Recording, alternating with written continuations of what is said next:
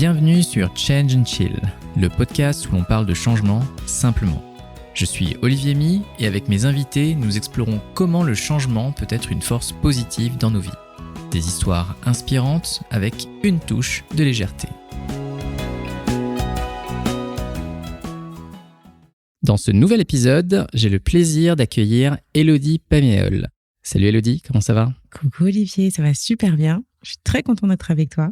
Plaisir partagé. En plus, t'es à la maison. Je suis à la maison et je suis avec une personne que j'aime beaucoup, que je considère comme mon petit frère. Donc, C'est partagé, même si... si on nous voyait, on n'y croirait pas. Exactement. Mais comme quoi, tout est possible. Exactement. Eh bien, comme tu le sais, le podcast a un thème qui tourne autour du changement. Et je suis sûr que tu as plein de choses à nous raconter sur le sujet, d'où le fait que tu es là. Et donc, pour la première question que j'ai pour toi, c'est le changement. Qu'est-ce que ça t'inspire ? Alors, pour moi, le changement, je dirais que c'est dans mon ADN. Si je me rappelle au plus lointain que je peux, j'ai toujours aimé ça, en fait. Changer ? Ouais. Changer et je crois que je m'ennuie des situations qui durent dans le temps où rien ne change. Je crois que j'aime vraiment ça. Donc peut-être que malgré moi, je le provoque aussi. Ah, c'est intéressant. On va avoir plein de choses à discuter alors. Et du coup, vu que tu as fait probablement plein de choses, est-ce que tu pourrais te présenter en quelques phrases, s'il te plaît ? Bien sûr. Alors, je suis Élodie Paméol, comme tu le sais. Je suis d'origine antillaise. Je suis née à Lyon et je suis, on va dire, multi-entrepreneur, serial entrepreneur. Et je crois que j'ai été aussi intrapreneuse parce que même quand j'étais salariée, je prenais les choses en main, je proposais à mes supérieurs de nouvelles idées. Ils étaient assez friands de ça. Donc, je crois que de tout temps, j'ai toujours été entrepreneur.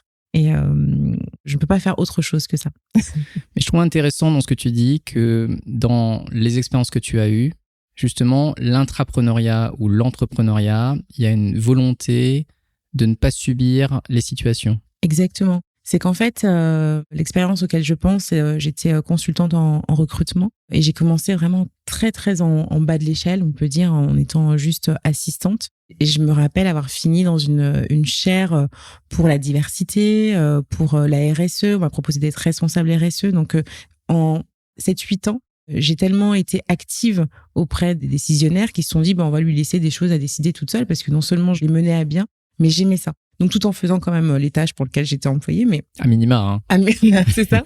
Mais je me suis toujours impliquée dans cette expérience de salariat. Et avec le recul, je me dis, mais en fait, c'était déjà de l'intrapreneuriat parce que je prenais en charge des choses et j'aimais ça. C'est justement ça la curiosité que j'ai, c'est qu'est-ce qui fait que chez toi, tu avais, je vais dire, ce besoin de faire quelque chose, alors qu'autour de toi, probablement, tu as vu plein de gens qui se laissaient porter simplement par les événements, les situations, voire même qui pouvaient se plaindre autour de toi. Est-ce que tu arrives à identifier ça ? Alors, maintenant que je me connais mieux, je dirais que c'est mon atypicité. J'ai énormément d'idées qui traversent mon esprit de façon quotidienne. Et je crois que je ne peux pas freiner ce canal-là. Donc, même en étant salariée avec une fiche de poste précise, je ne pouvais pas couper ce flux d'idées pour améliorer les process, pour améliorer le quotidien des salariés, pour aller plus loin même dans la marque employeur. Donc, je crois que c'est ça, c'est que je ne peux pas m'en empêcher. Donc, plein d'idées. Et un besoin de les mener à bien aussi. Un besoin de les mener à bien, un besoin de les communiquer, enfin d'en parler déjà, que ce soit un vecteur de communication avec les autres, parce que je les soumets aussi, je prends pas des décisions arbitraires, je les soumets, ça me permet de communiquer avec les autres et de les mener à bien. Ouais, je pense que vraiment, ce qui me passionne dans la vie, c'est de réaliser des idées. Ce que j'appelle mon jus de cerveau, de les mettre dans la matière, en fait. Ça veut dire que tu n'as pas peur de mettre les mains dans le cambouis pour les réaliser ? Non, au contraire. C'est le challenge qui me plaît. Parce que ça, je trouve que c'est vraiment un élément qui est important à mettre en valeur. Parce que je connais beaucoup de gens qui ont plein d'idées. Sauf qu'en fait, ils s'arrêtent là. Parce que c'est quand tu te heurtes à la réalité du chemin qu'il y a beaucoup de gens qui s'arrêtent. Alors que toi, j'ai l'impression qu'au contraire, non seulement tu as le flux d'idées, tu as l'autoroute d'idées, et en plus, tu as ce plaisir de potentiellement de la difficulté. Je ne sais pas si la difficulté est quelque chose qui peut être motivant de ton côté ou pas. Alors, ce qui est motivant, c'est de surpasser la difficulté. C'est que la difficulté en soi, c'est pas plaisant, mais de trouver des moyens et pour le coup, d'utiliser ce même flux d'idées qui me sert à contourner les obstacles. Donc, ça fait toujours appel à la même chose, c'est comment trouver des solutions à quelque chose qui est dérangeant. Je crois que dans mon cerveau, j'aime bien les jeux, tu sais, de labyrinthe. Où tu pars d'un point et en fait, je crois que le jeu que j'adore, c'est aller le plus rapidement possible à la fin, à trouver la solution, passer par toutes les étapes pour trouver le point de sortie. Et donc, ce qui est important pour toi, c'est de trouver la sortie ou c'est vraiment le fait d'y aller vite? Alors, ça peut être les deux, hein, bien sûr, mais je te pose la question parce que moi, la notion d'effort est super importante. Ça veut dire que je réfléchis tout de manière à ce que ce soit le minimum d'effort, parce que quand je fournis un effort, c'est quelque chose qui est douloureux pour moi. Mais de ce que j'entends chez toi, c'est pas forcément le plus marqué ou le plus important. Alors, j'ai cheminé là-dessus. Ouais. Parce que pour ma première expérience en tant qu'entrepreneur, je n'avais pas du tout anticipé les obstacles. Ah, ok. Donc, j'y suis allée vraiment en mode je fonce, je verrai bien ce qui se passe. T'as vu les murs au dernier moment et puis boum, Oui, boum, ça, boum. Exactement. Et je me suis dit, il y en a beaucoup des murs en fait. J'ai continué. Et maintenant, avec le recul, j'anticipe. Et c'est vrai que je pense que ce sera plus facile et je vais aller plus rapidement vers la fin. Mais en même temps, je me dis, j'en suis là aussi parce que j'ai réussi à surmonter tous les obstacles. Donc, j'ai grandi. Et je me suis rendu compte que j'avais beaucoup plus d'endurance que je pourrais peut-être le penser. Donc là, aujourd'hui, tu es plus grande, plus mature, tu as appris. Exactement, c'est ça. Des expériences passées. J'ai appris des expériences passées, j'ai appris aussi à me connaître, à savoir ce que j'aime faire, ce que j'aime pas faire. Dans ma précédente entreprise qui est Allô Maman Bobo, je faisais tout, de la conception jusqu'à la logistique, jusqu'au service client. Et aujourd'hui, je me dis, mais il y a plein de choses, je sais que je vais absolument déléguer parce que je ne prends aucun plaisir à faire. C'est bien parce que tu nous as donné l'occasion de rentrer dans plein de sujets. Mais justement, avant de les traiter plus ou moins les uns après les autres, tu disais que tu avais été consultante en recrutement, c'est ça? C'est par là que tu as commencé? Non, j'avais une vie professionnelle encore avant, mais là, j'ai complètement switché. J'étais dans le milieu médical. T'étais dans le médical avant? J'étais dans le médical avant, tu savais pas ça? Ah non, je savais pas, non. J'étais dans le médical et je pense que c'était une continuité de mes parents qui étaient aussi dans le médical, donc je pense que j'avais envie de leur faire plaisir inconsciemment. Mais médical, à quel endroit? Cardiologie, à Lyon, Croix-Rousse. Mais genre alors infirmière, okay. Non, infirmière et ensuite secrétaire médicale parce que je me suis rendu compte que j'étais pas du tout faite pour ça. Ok, donc t'étais dans le monde médical, c'est ça. On va dire comme un historique qui reste dans la famille. Exactement. Et à un moment donné, tu t'es dit, ça me correspond pas. Ça me correspond pas, j'aime pas ça, j'aime pas l'univers médical, ça me demande trop d'énergie, c'est vraiment pas moi. Et peut-être que j'avais pas l'occasion, avec le recul, je me dis que c'est peut-être ça aussi, d'exprimer ma créativité. C'était plus, on te donne des tâches à faire et tu les fais. Exactement, et puis ça change pas vraiment. Donc j'ai fait une reconversion assez rapide pour passer dans le monde tertiaire. Ok, et donc c'est là que tu es allé après en consultance. C'est ça, en consultant RH. Donc entre l'un et l'autre, au final, il y a quand même l'humain qui y est. Oui. Est-ce que c'est une composante qui pour toi était quelque chose d'important? Je crois que oui. Pas sûr. Disons que c'est à plusieurs niveaux. Ouais. Le médical, on est avec de l'humain qu'on soigne. Ouais.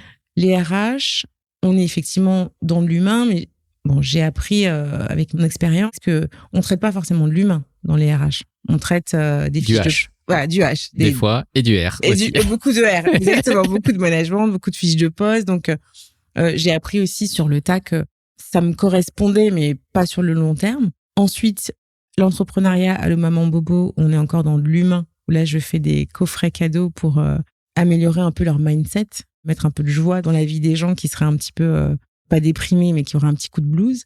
Et la prochaine société que je fais, je suis encore dans l'humain. Donc oui, je pense qu'il y a un vrai fil conducteur. Donc ouais, il y a un fil conducteur autour de ça. Ouais. Et donc si on reste sur la partie consultante, RH. Donc RH, ouais. Tu parlais d'intrapreneuriat. Mm-hmm.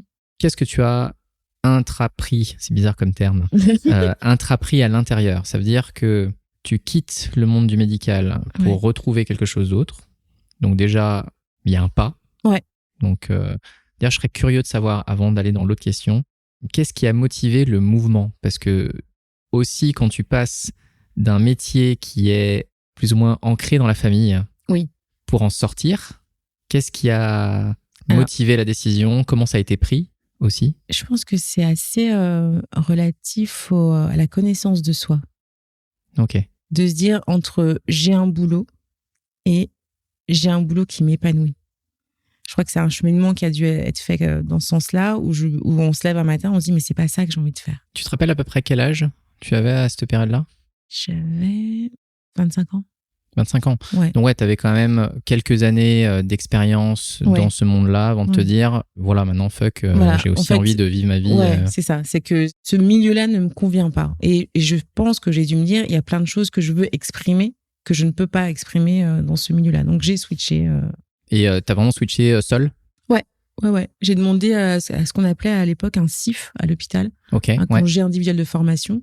J'ai passé un DUT GEA, ensuite un BTS. Voilà, je me suis dit, il faut que j'aille dans un autre domaine pour finir par un master RH. Donc, c'est vraiment une reconversion dans un autre. Ouais, ok. Mais tu l'as décidé et puis tu y allais.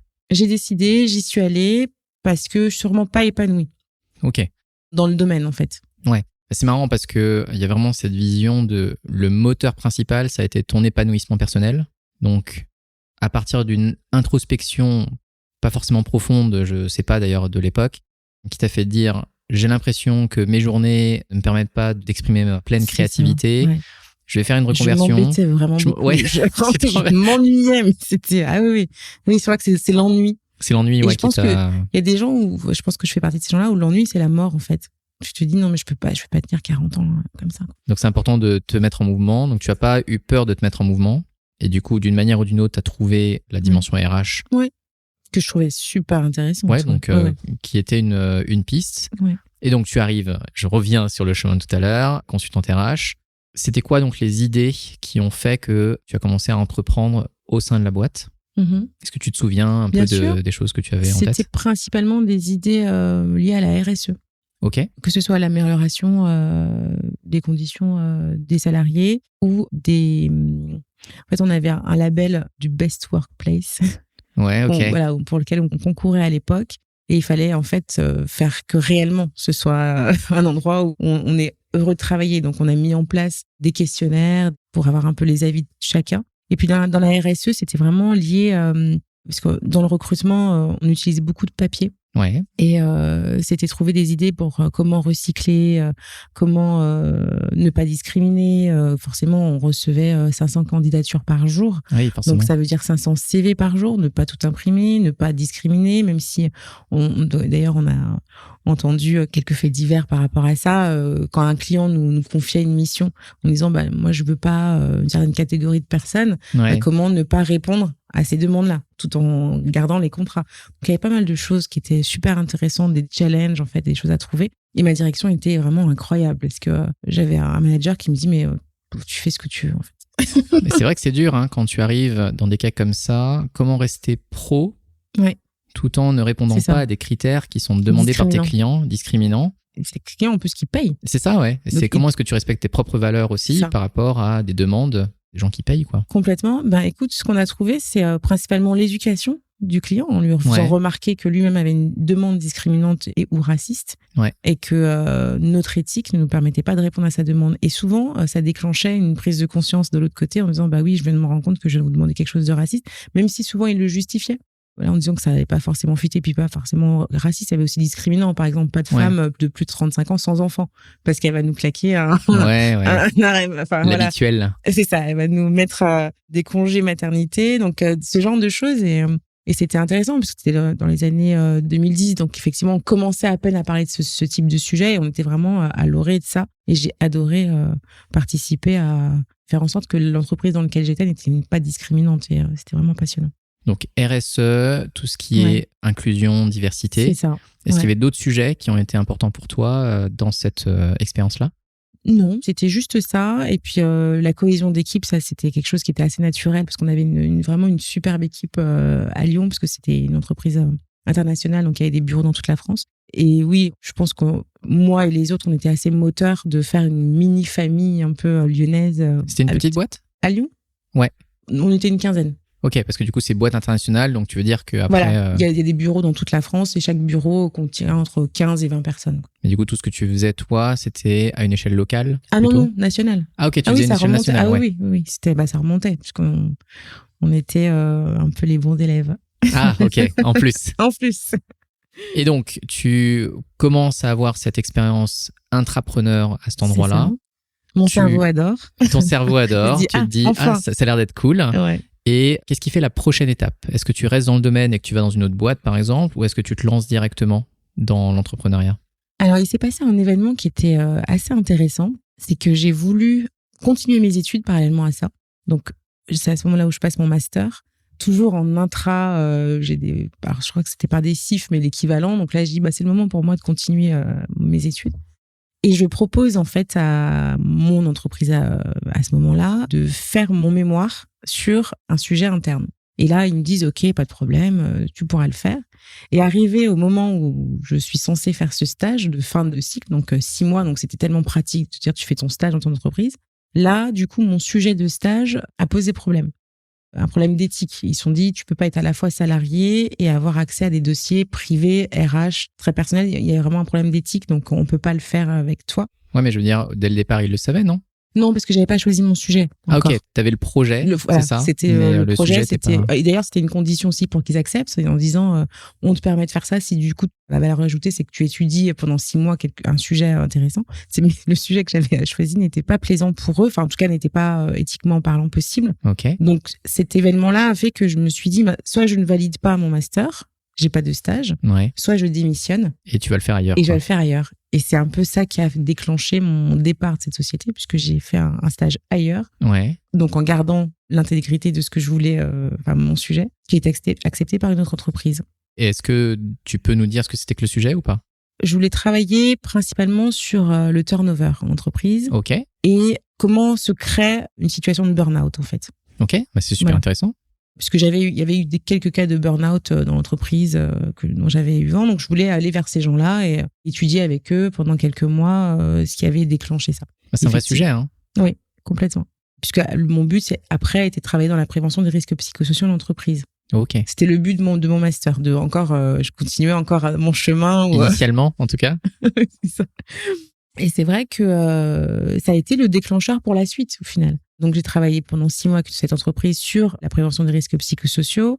Une très grosse entreprise, donc je vais pas forcément la citer, mais avec des managers qui ont fait pas mal de burn-out, des tentatives de suicide, etc. Donc, pour moi, c'est vrai que c'était un sujet important de comprendre les mécanismes, parce que forcément, quand on arrive dans une entreprise, on est plein d'allant, tout se passe très bien, et à un moment donné, on est en burn-out. Donc, il y a forcément il y a quelque chose qui se passe entre, exactement. Ouais. Et je voulais vraiment comprendre ça. Est-ce que tu te rappelles un peu des éléments, des facteurs qui peut-être t'ont marqué à l'époque? Alors, sur certains cas, oui. C'était forcément des facteurs liés à la performance. Ouais. Mais il y avait aussi pas mal de facteurs personnels. Ok, donc le contexte de la personne faisait que... Voilà, le contexte de la personne dans un contexte d'entreprise avec trop de pression ou par exemple des gens à qui on avait donné des postes, qui avaient évolué sur des postes, mais qui n'étaient absolument pas ni formés, ni, je dis capés, mais qui n'avaient pas en tout cas les compétences personnelles pour avoir ce type de poste. Donc forcément, ils n'y arrivaient pas. D'accord. Et des personnes qui, au final, n'ont pas réussi à peut-être l'exprimer, demander de l'aide, oui, parce que forcément, quand on a une promotion, on est content, on est fier, on se dit l'entreprise nous fait confiance. Sauf qu'il n'y a aucun moment où, en amont, l'entreprise se dit mais je vous donne cette promotion parce que vous avez mérité cette promotion, vous avez fait des chiffres incroyables. Mais à aucun moment, l'entreprise se dit est-ce qu'il est capable personnellement, est-ce qu'il a les qualités personnelles pour être un bon manager. Ouais. Et ça, et peut-être que aussi les gens qui acceptent ces postes ne savent pas qu'ils peuvent pas être de bons managers parce que ils ont travaillé, ils ont eu des bons chiffres personnels, on va dire ils sont rentrés dans les critères de méritocratie, mais aussi des critères personnels pour être des bons managers. Et du coup, ce qui fait que eux, en étant de mauvais managers, provoquent des situations de burn-out chez les autres et sont eux-mêmes en burn-out parce qu'ils savent pas comment manager. Donc tu as surtout échangé avec des niveaux managériels? Oui, c'est ça, des top managers. Ouais. Parce que la vision que tu avais à l'époque du burn-out était plus à cet endroit-là ou non, générative? C'était l'opportunité qui était celle-ci, de travailler à la fois avec la médecine du travail qui était sur place dans l'entreprise et à la fois sur du top management. C'était le deal en fait. Ouais, c'est intéressant parce que dans le monde de l'entreprise dans lequel moi je navigue aujourd'hui, effectivement, les managers sont souvent pointés du doigt. Oui. À tort ou à raison, parce que au final, c'est des personnes qui sont à la croisée des chemins.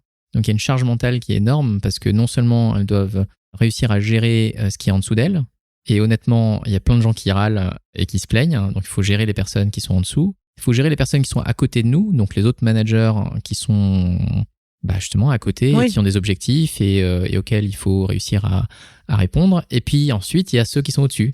Le top, exactement. Le top management, c'est ça. comment on gère tout ça. Donc en fait, on a un punching ball permanent et quand on n'est pas préparé à ça, on a peut-être aussi une vie personnelle.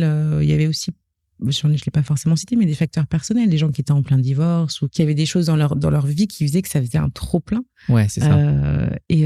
Voilà. Mais c'est ce qui a été intéressant pour moi de voir, c'était surtout le côté multifactoriel et de se rendre compte que souvent les personnes en burn-out provoquent des burn-out chez les autres. Ouais, forcément, il y a un trop plein chez moi, en fait, je vais éclabousser les autres sans le vouloir, forcément. Sans le vouloir, exactement. Mais effectivement, c'est une conséquence naturelle. Ouais. Complètement. Donc, heureusement, on peut faire le constat que beaucoup de choses ont été mises en place dans les entreprises maintenant, que ce sont des vrais sujets. Alors, malheureusement, on a dû en arriver à, je dirais pas des faits divers, mais des drames personnels en entreprise pour comprendre qu'en fait, oui, il y avait des gens qui pouvaient être en détresse. Et souvent, en tout cas, à mon époque, on considérait qu'un manager, il avait bien réussi sa vie, il gagne bien sa vie, il manage 10 personnes, il est heureux, quoi. Ouais, le statut fait tout, ouais. Le statut fait tout. Alors qu'en fait, c'est des gens qui pouvaient être vraiment en souffrance.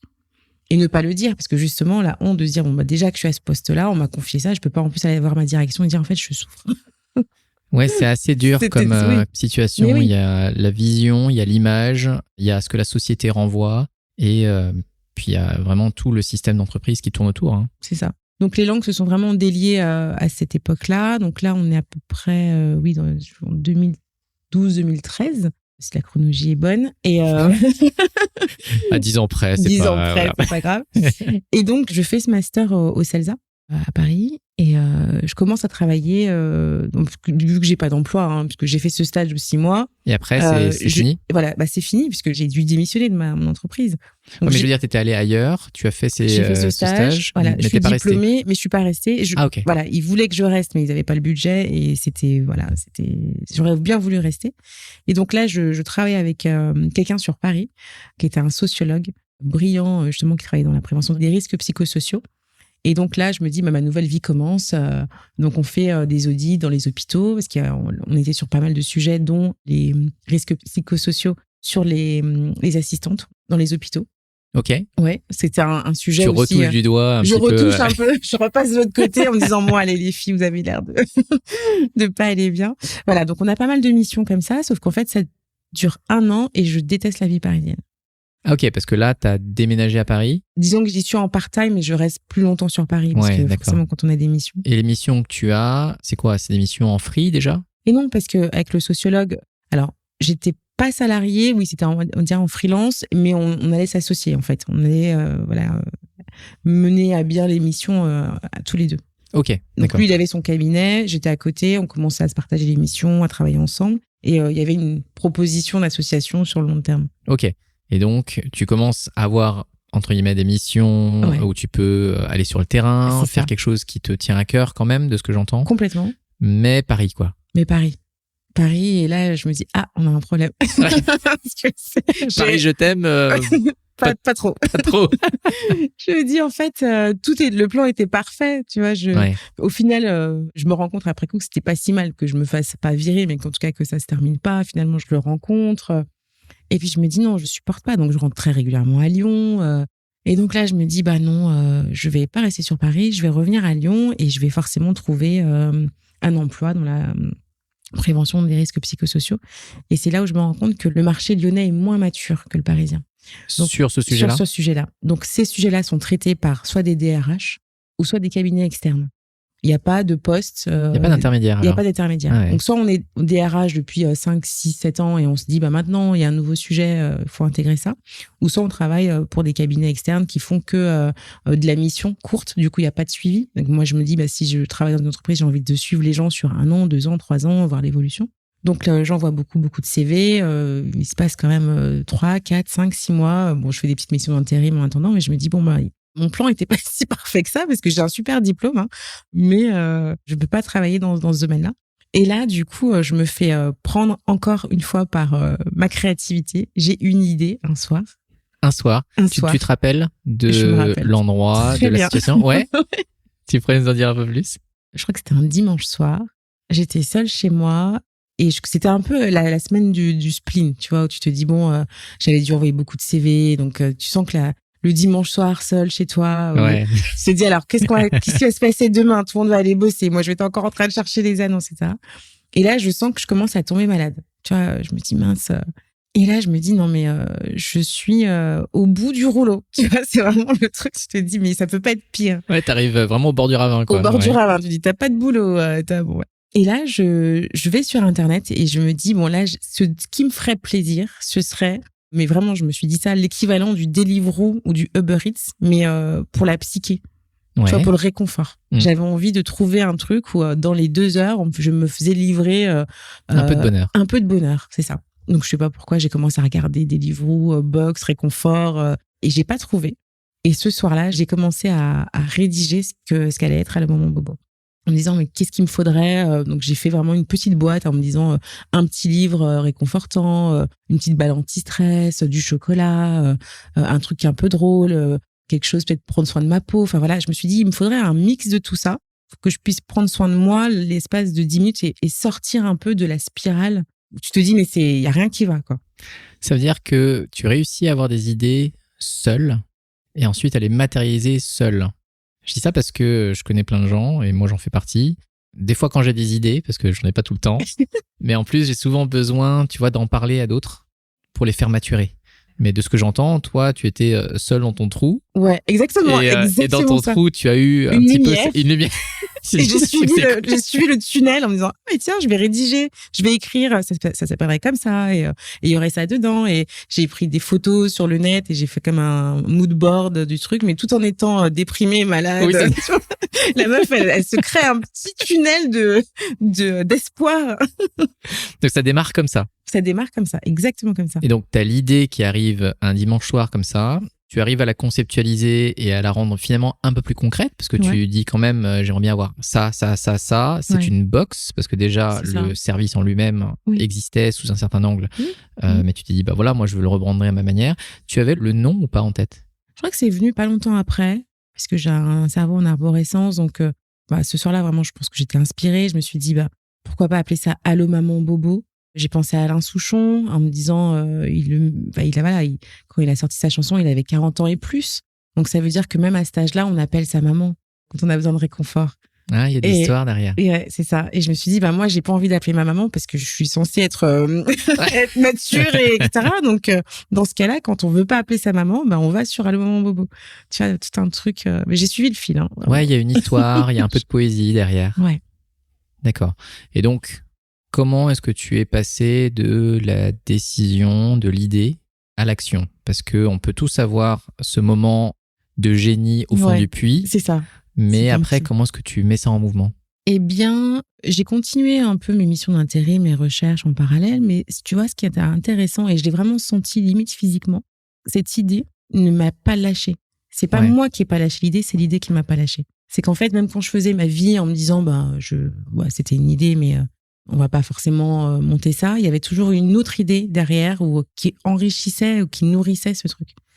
Et du coup, je me suis dit, je vais quand même commencer à me renseigner comment on devient entrepreneur, comment on monte une boîte. Et je me rappelle à l'époque, il y avait des meet-up organisés par la chaîne locale TLM. Ouh là là, TLM. TLM. Merci TLM. Et je m'inscris à ce meet-up. Donc, on avait l'occasion d'assister à une émission qui parlait d'entrepreneuriat et donc d'autres entrepreneurs venaient. Donc, ça faisait un peu un meet-up où on assistait à l'émission et puis après, on pouvait discuter. Donc là, je vais à cette émission. J'apprends sur l'entrepreneur qui était interviewé ce jour-là. Comme tous les entrepreneurs, j'étais très parano sur mon idée. Je pensais vraiment que tout le monde avait envie de monter à le moment au bout. Donc, je ne disais à personne mon idée. Ah oui, le côté très protectionniste parce que sinon on va te la piquer. On va me la ou un piquer, truc comme ça. Le truc vraiment alors que personne sait comment il faut faire, mais par contre, tout le monde peut te la piquer l'idée. C'est ça, exactement. Et puis, personne sait déjà de quoi tu parles, en fait. C'est ça. Et donc, il y a quand même quelqu'un donc je parle à quelqu'un, il me dit, qu'est-ce que tu fais? Donc, je lui dis, je vais pas en parler, mais j'ai une idée quand même de box, etc. Et il me présente, lui, son projet et il était incubé. Donc là, j'apprends ce que c'est un incubateur et il me dit, justement, mon incubateur est en train de recruter de nouvelles personnes pour la nouvelle édition. N'hésite pas à postuler pour être incubé. Et c'est ce que j'ai fait. Donc, ça s'est vraiment fait très rapidement. Donc, j'ai été voir sur le site de l'incubateur, j'ai pitché. Donc, j'ai appris ce que c'était un pitch. Mon idée, donc j'ai fait un prototype. D'ailleurs, je l'ai encore, cette box, elle est très marrante. J'avais pris une petite boîte noire, j'avais mis plein de photos dedans, de réconfort, je suis au bout du rouleau, mais vraiment, j'avais montré le concept. Ouais, des petites phrases, des petites choses phrases, comme ça, ouais. Il y avait quelqu'un qui pleure, et puis il y avait un Picsou dedans, il y avait des chocolats. Enfin voilà, on comprenait que c'était une boîte où on pouvait remonter le moral de quelqu'un. Et ils m'ont dit... alors vraiment, ton projet a l'air très bizarre, hein, parce que on comprend pas trop ce qu'il y a dedans, mais par contre, on adore ton énergie, on adore l'idée et on aimerait t'accompagner justement pour que ça ressemble à quelque chose. Et c'est pour ça que j'ai été incubée et que après, voilà, mon bobo est né. C'est marrant, ça veut dire que les personnes n'ont pas été séduites par l'idée. Ils ont été séduits par l'idée, mais pas par le projet, parce que j'avais pas un BP qui tenait la route, j'avais pas tout ça. Enfin, BP business plan, je suppose. Business plan, ouais, c'est ça. J'avais absolument rien de structuré. Ouais. Et du coup, j'avais pas le discours. Parce que quand tu es incubé, il faut quand même que tu présentes un business model, un business plan. Moi, j'avais que cette idée. Donc, ils se sont dit, mais c'est un peu bizarre parce qu'il y a rien derrière. C'est vraiment comme une coquille vide. Mais ils ont bien aimé la coquille. Ouais, c'est ça. Mais par contre, une résonance que j'ai avec une autre personne que j'ai interviewée, cette personne me parlait d'une obsession. Elle disait, voilà, dans son projet à elle, ça avait marché parce qu'il y avait une sorte d'obsession par l'idée. Et c'est un peu ce que j'entends chez toi, c'est que l'idée, d'une manière ou d'une autre, même si tu faisais autre chose, elle revenait. Ouais. Et c'est tellement une obsession que tu as cette capacité à en parler. Même si les choses autour sont pas très claires, pas très ancrées dans le concret, avec un plan marqué, les gens, ils sentent quand même que ça te tient tellement à cœur qu'en gros, tu vas tout défoncer pour que ça marche. Quoi. Enfin, c'est un peu l'impression que ça me donne. Exactement. Ils se sont dit, ok, elle sait rien du tout, mais on va l'aider à faire un business model, à structurer son idée. Je pense que c'est ce qu'ils se sont dit, ouais. Et c'est marrant parce que ça résonne avec moi, une de mes expériences, quand j'ai voulu faire le métier que je fais. Donc moi, j'ai voulu le faire assez tôt. C'est-à-dire que j'ai quasiment toujours voulu faire ça. Incroyable. Quasiment dès que je suis sorti d'école. Mais malheureusement, tu vois, quand tu veux faire du coaching, souvent, il faut avoir une barbe. Bon, déjà, moi, j'ai du mal à avoir une barbe, tu vois. Tu n'auras jamais de barbe. Je suis désolée de te le dire. Mais tu vois, cheveux blancs, etc. Et moi, je sortais juste d'école. C'est ça que je voulais faire. Crédibilité, quoi. Et ouais, il y a un peu de ça. Ouais. Et ce qui est marrant, c'est que j'ai cherché un peu des gens pour m'inspirer, savoir ce qu'ils en pensaient, etc. Et il y a une personne, je me rappelle, qui m'a marqué et qui m'a dit cette phrase, qui m'a dit « C'est très difficile de dire non à une personne qui est vraiment motivée. » Ouais. Et je trouve que cette phrase, moi, elle m'est restée en tête depuis ce jour-là. Et te dire, en fait, quand tu as une porte qui se ferme, c'est que tu en as une autre, en fait, à côté de toi que tu peux ouvrir. Et c'est un peu ce que je sens dans ce que tu décris.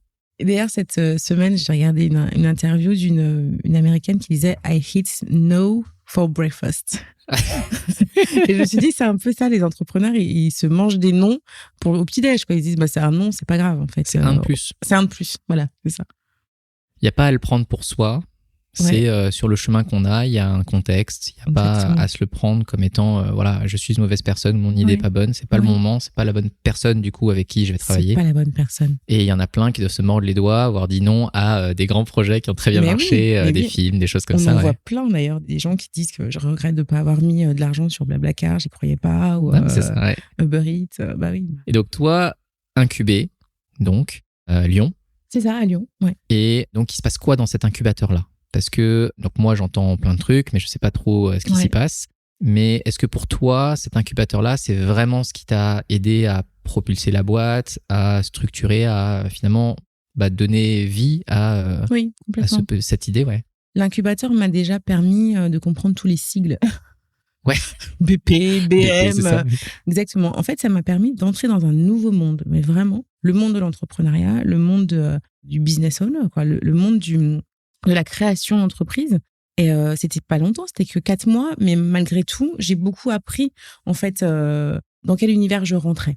Parce que on avait des cours avec des entrepreneurs qui avaient déjà des sociétés qui faisaient beaucoup de chiffre d'affaires. Donc, j'ai compris à ce moment-là dans quoi je me lançais, où cette idée allait m'amener au final. Et c'était extrêmement intéressant. On était avec une promo de 25 personnes. Il y a du monde quand même. Ouais. Donc ça, c'était super parce que chacun challengeait les idées des autres. D'ailleurs, je suis encore en contact avec quelques-uns. C'était vraiment comme la maternelle, en fait, pour moi. La maternelle, la première fois qu'on va à l'école, j'étais à la maternelle de l'entrepreneuriat. Toi, tu te souviens de ta maternelle ? Non, pas vraiment, mais c'est un peu ce que j'ai ressenti. Un monde nouveau où tu te dis, mais je sais rien, je vais tout apprendre, quoi. Non, mais je trouve ça marrant parce que t'aurais très bien pu dire la primaire, le collège, le lycée, ou je sais pas, c'est la maternelle qui t'est venue à l'esprit. Vraiment quoi. la base de l'école, tu vois. Genre où t'es encore en train de baver et tu sais pas trop ce que tu vas faire avec ça. Ouais. C'est ça, c'est que la maternelle, t'arrives, t'as ton sac, t'es juste là, tu sais pas ce qui va se passer. Donc voilà, c'était un peu ça. Et ça a été super parce que j'ai l'impression que je me réinventais aussi. Je rentrais dans je dirais pas dans un nouveau personnage, mais dans une nouvelle phase de ma vie. Et c'est à ce moment-là, je pense que j'ai su que je n'en sortirais pas, que je retournerais pas dans le salariat. Ouais, il y a une conviction qui s'est forgée à ce moment-là. Mais toi, tu n'as jamais, en tout cas, c'est une vraie question. Toutes les autres sont des vraies questions aussi, hein, mais tu n'as jamais eu trop de problèmes à te connecter aux gens. Non. C'est-à-dire que la dimension sociale a jamais trop été un problème. Hein. C'est vrai que j'ai un de mes partenaires business qui dit que c'est mon super pouvoir. Et c'est un vrai super pouvoir, parce que moi, je peux te le dire, moi qui suis rentré dans un mastermind il n'y a pas très longtemps, ça a été horrible pour moi. Voilà, ça m'a apporté beaucoup de choses, mais la dimension sociale est extrêmement difficile. Alors que moi, j'aime bien les gens par principe, tu vois. Oui. C'est mon métier, tu vois, je fais ça.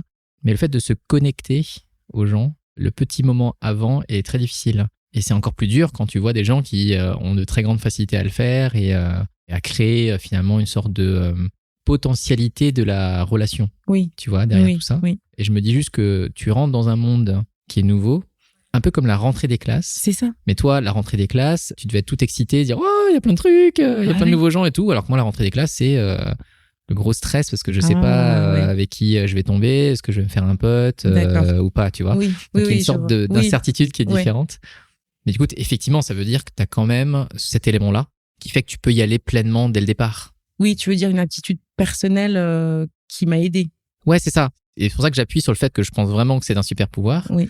Parce que moi, avant de pouvoir me sentir bien et de pouvoir exploiter un environnement comme ça avec des personnes qui t'aident à progresser, j'ai cette barrière à l'entrée qui est dure. Tu vois, moi, dans le mastermind que j'ai fait, il y a eu 2 week-ends. Le premier week-end a été horrible parce que je connaissais personne, parce que je savais pas comment m'intégrer dans le groupe. T'as des gens qui... tu vois, dans le monde des entrepreneurs, des gens qui font des chiffres de ouf, d'autres qui le font moins. Tu te poses des questions avant d'entrer en contact avec les gens. Comment je vais rentrer en contact ? Ouais, il y a un peu de ça. Okay. En fait, c'est marrant parce que, tu vois, c'est un truc que j'étudie pour les autres, mais du coup, je l'étudie aussi pour moi. C'est qu'il est beaucoup plus facile pour moi de rentrer en relation avec des gens lorsque j'ai un rôle qui est défini. C'est-à-dire que, tu vois, moi, j'interviens en entreprise, par exemple, dans des équipes ou pour des managers que j'accompagne. Il y a un contour de la relation. C'est ça, c'est-à-dire que je viens en tant que coach. Et quand je viens en tant que coach, j'ai pas de problème à aller voir la personne parce que je sais ce que je suis censé faire, je suis déjà dans mon rôle. Mais quand j'arrive à un endroit, voire même une soirée, tu vois, t'arrives dans une soirée, en fait, moi seul, je suis qui ? Oui, mais c'est super intéressant ce que tu dis. Alors, je vais te dire ce que je fais, moi, comment je ressens quand je rencontre une nouvelle personne à chaque fois. Je suis blank, transparente. C'est qu'en fait, je ne suis pas... Oui, parce que si t'étais vraiment blank, ça serait vachement différent. Non, mais tu vois, c'est que j'arrive vraiment en page blanche. Et je pense que la personne en face, c'est une page blanche. Donc, je nous mets à égalité. Ouais, d'accord. Je suis une page blanche, c'est une page blanche. Et bonjour, t'es qui ? On va se rencontrer. Tu vois ? Et du coup, il n'y a pas de hiérarchie. Il n'y a pas de nivellement. J'ai pas peur de toi, t'as pas peur de moi, puisqu'on ne sait pas qui on est. Et du coup, je trouve ça encore plus facile. Ouais, donc c'est une manière d'y aller sans enjeu. Complètement. Et au pire des cas, la personne, ça ne matche pas. Et puis après, tu peux shifter. Ouais, c'est ça. C'est que tu n'arrives pas avec ni un a priori sur lui, ni en disant qui tu es. Parce que ça peut fausser aussi la relation si tu arrives tout de suite en présentant. Je suis PDG de tel truc, CEO de moi-même. Ouais, c'est ça.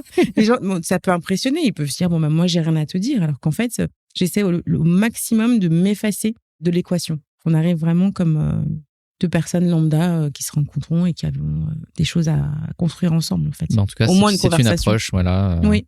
Merci de nous partager à nous, personnes qui avons du mal avec les relations.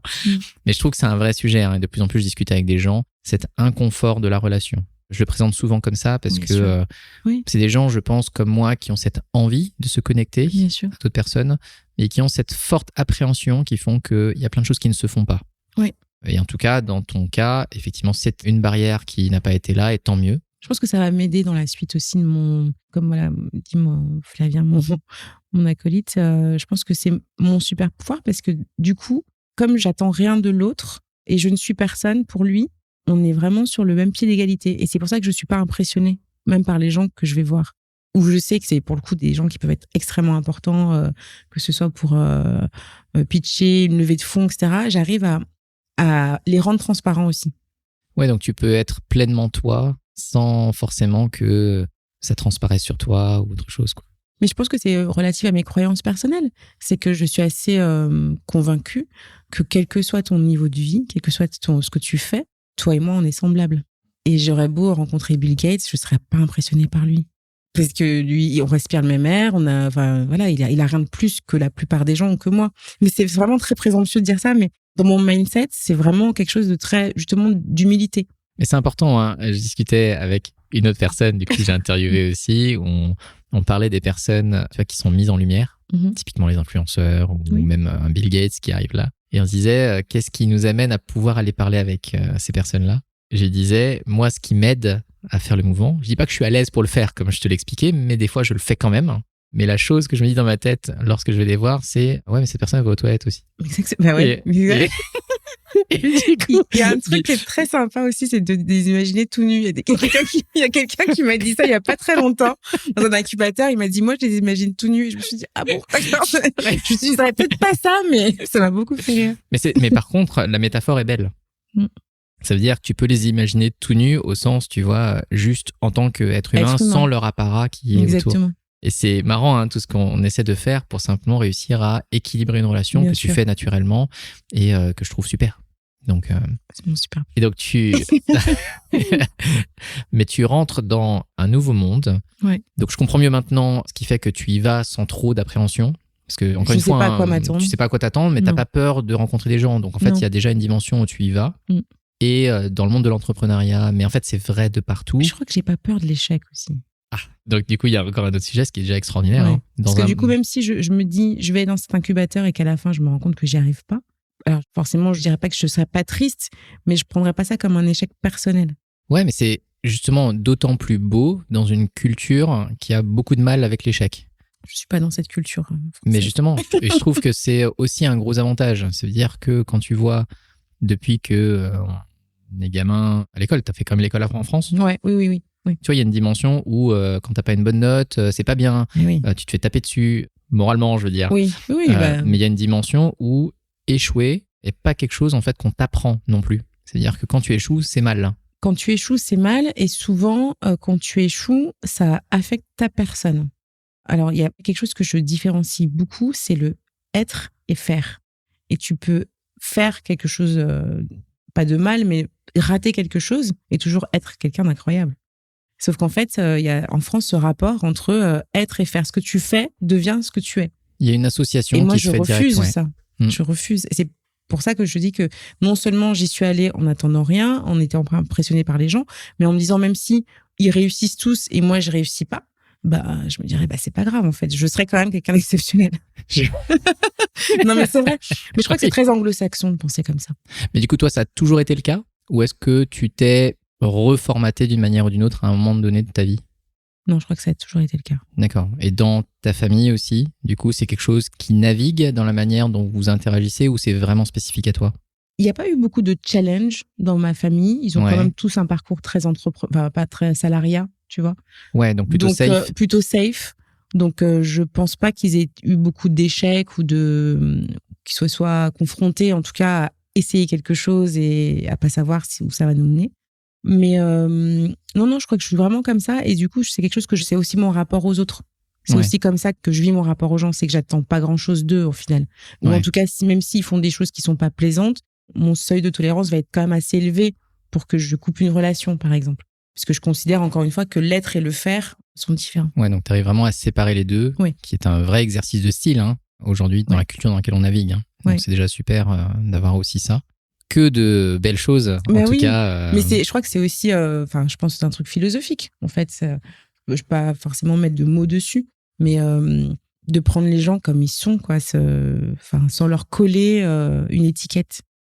Et c'est très dur, parce que dans la culture, je vais dire judéo-chrétienne, mais celle dans laquelle on navigue, il y a énormément de mécanismes culpabilisants qui empêche beaucoup de gens d'aller vers l'entrepreneuriat, parce que qui dit aller vers l'entrepreneuriat, ça veut dire aller vers quelque chose que l'on veut et pas quelque chose que l'on doit. Et c'est la nuance qui est importante. Ça veut dire que quand tu fais quelque chose parce que tu dois le faire, c'est baisse la tête et tais-toi. Et là, tu es vu comme une bonne personne qui suit les ordres, et c'est quelque chose qui est pas très basé dans l'éducation. On le voit à l'école, silence, tu vois, parle pas à ton voisin, etc.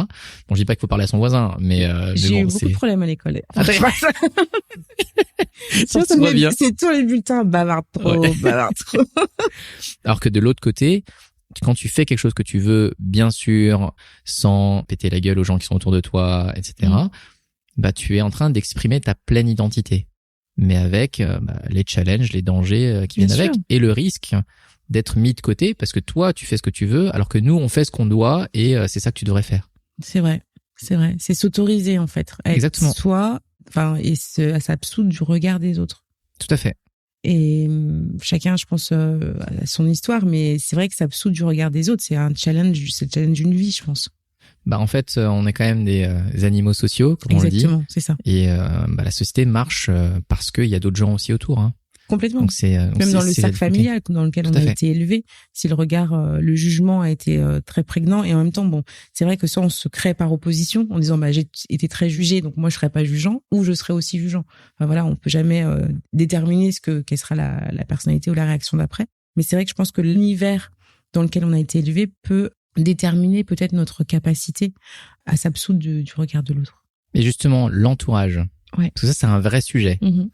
Bon, la plupart des choses dont on parle sont des vrais sujets, hein. Mais c'est vrai que mais tout est vrai. Mais l'entourage est un sujet qui revient beaucoup dans le monde de l'entrepreneuriat et dans le monde du coaching de manière générale. Ouais. Parce que quand tu rentres comme ça dans un incubateur, tu es avec 25 personnes où vous réfléchissez de la même manière. Tu disais que tu as une famille qui n'est pas entrepreneur en tant que telle, donc qui ne réfléchit pas forcément de cette manière-là. Je ne sais pas si ton entourage de copains, copines réfléchissait déjà comme ça, mais est-ce que tu as dû faire du tri à cette période-là, ou est-ce que ton mindset de ne pas trop attendre des autres a fait que tu as pu naviguer avec plein de gens différents et c'était OK? Alors non, j'ai fait aucun tri parce que j'ai la chance d'être entourée de très très bonnes amies, très très bons amis, mais qui sont adorables parce qu'ils m'acceptent comme ça. Donc en fait, je pourrais arriver avec 100 idées par jour en disant j'ai pensé à ça, et ils me disent oui d'accord, ok, très bien. Oui d'accord. Oui d'accord, ok, encore une, super. Vas-y fonce, tu vois, on est avec toi. Ils sont vraiment ils se disent allez comme ça, il y a pas de problème quoi.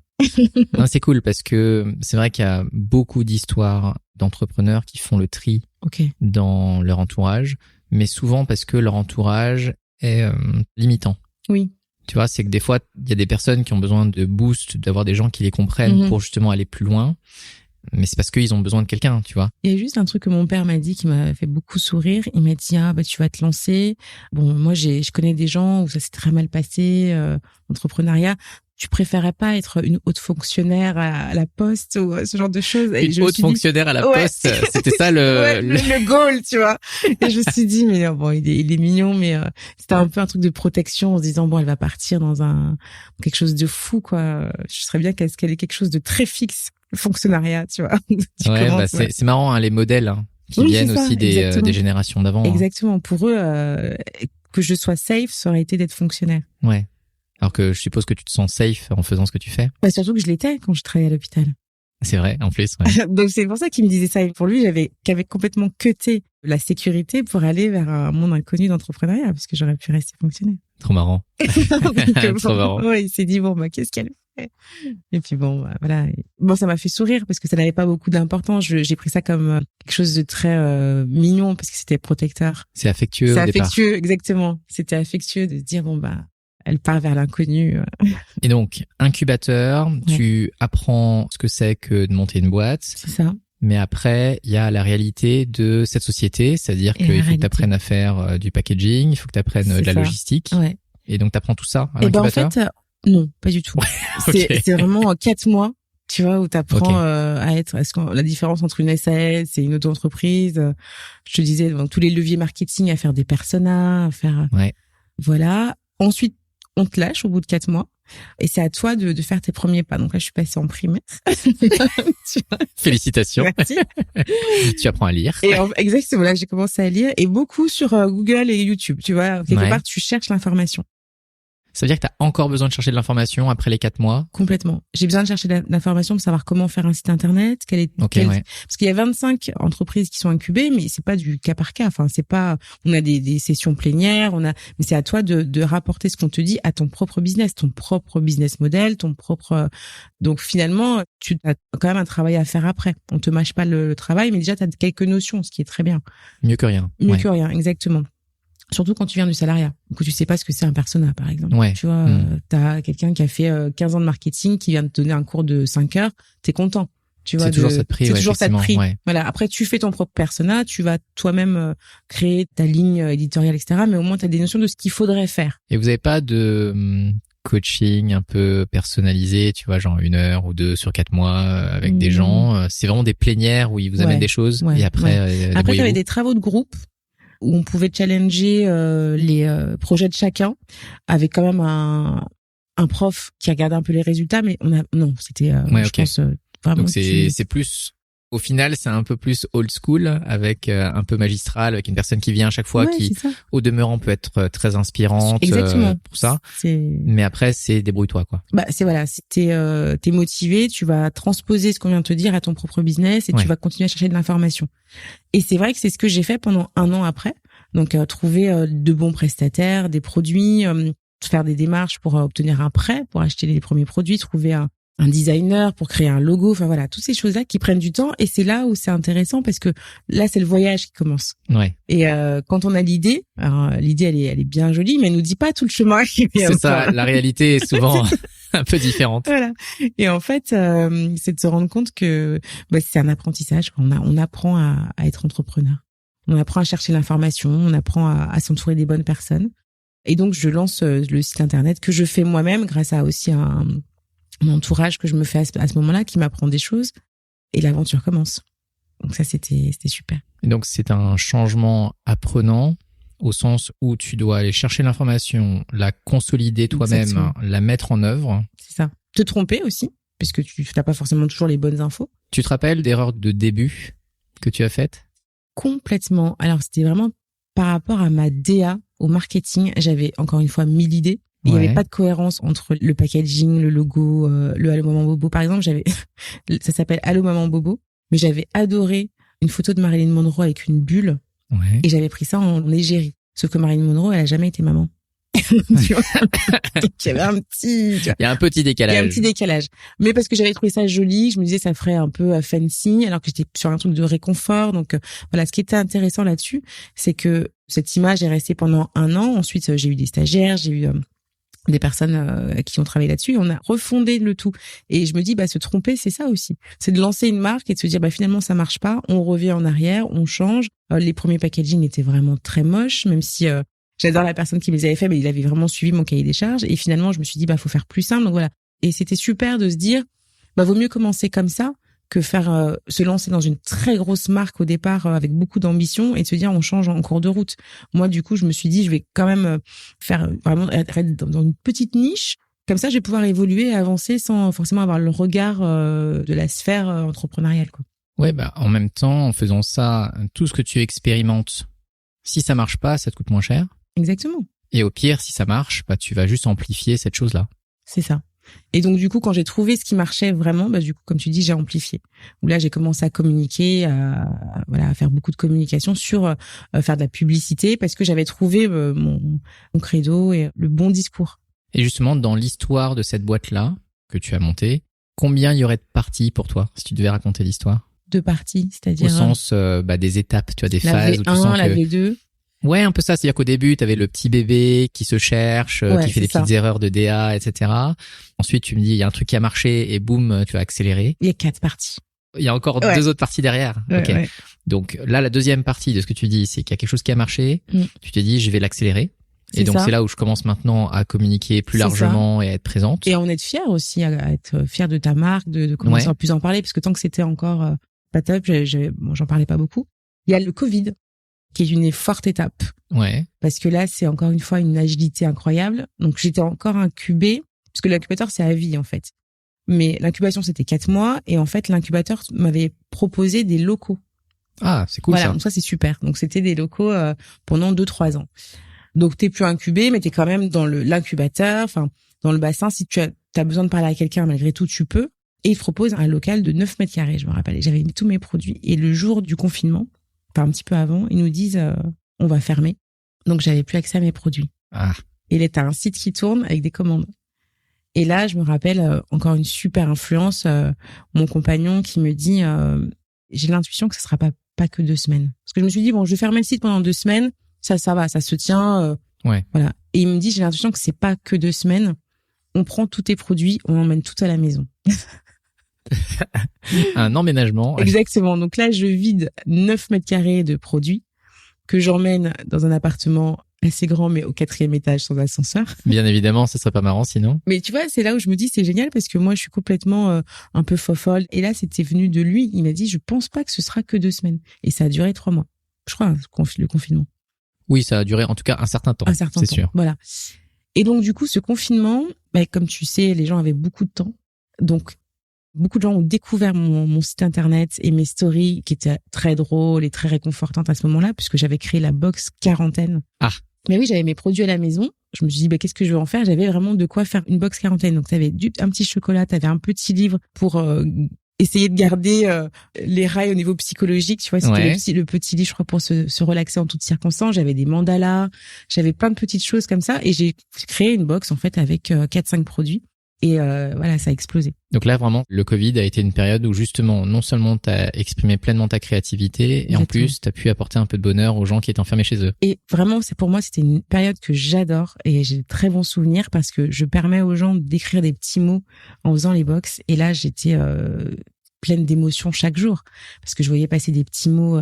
Tu es tout seul pour ton anniversaire, je t'envoie cette petite box, mais c'est trop mignon. Tu vas accoucher dans quelques jours, on pense à toi, on est avec toi. Et donc ils achetaient des produits et je faisais les box, mais c'est surtout les messages. Je me faisais le relais qui me touchait et donc je partageais ces messages, bien sûr de façon anonyme, mais je partageais les mots. Et donc les gens, plus ils voyaient des mots touchants, ils se disaient moi aussi j'ai ma cousine qui va être toute seule à son anniversaire. Donc ça a complètement fait un effet boule de neige de réconfort et de bien-être. Et on regarde après son voisin, son copain, son cousin. Bon bref, ça a été vraiment le vecteur de bonne énergie dans une période où on était quand même tous stressés, anxieux, angoissés, parano, parce qu'on pensait qu'on allait tous l'attraper. Oui, c'est ça. Donc il y a vraiment ce temps fort qui reste un très très bon souvenir. Mais aussi parce que toi, tu as tout fait. Oui. À ce moment-là, c'était vraiment toi qui faisais chaque box. Ah oui. À la main, à la maison. C'est ça. Donc je montrais aux gens, regardez mon salon. Et puis du coup, c'était aussi très drôle avec les voisins qui voyaient des tonnes de produits arriver, puisque je continuais à me faire livrer des produits. Non, c'était vraiment une période beaucoup géniale pour moi. Je suis vraiment désolée pour ceux qui n'ont pas vécu un bon Covid, mais moi c'est vrai que ça a été un peu l'explosion du site. Du coup, ça c'est laquelle phase?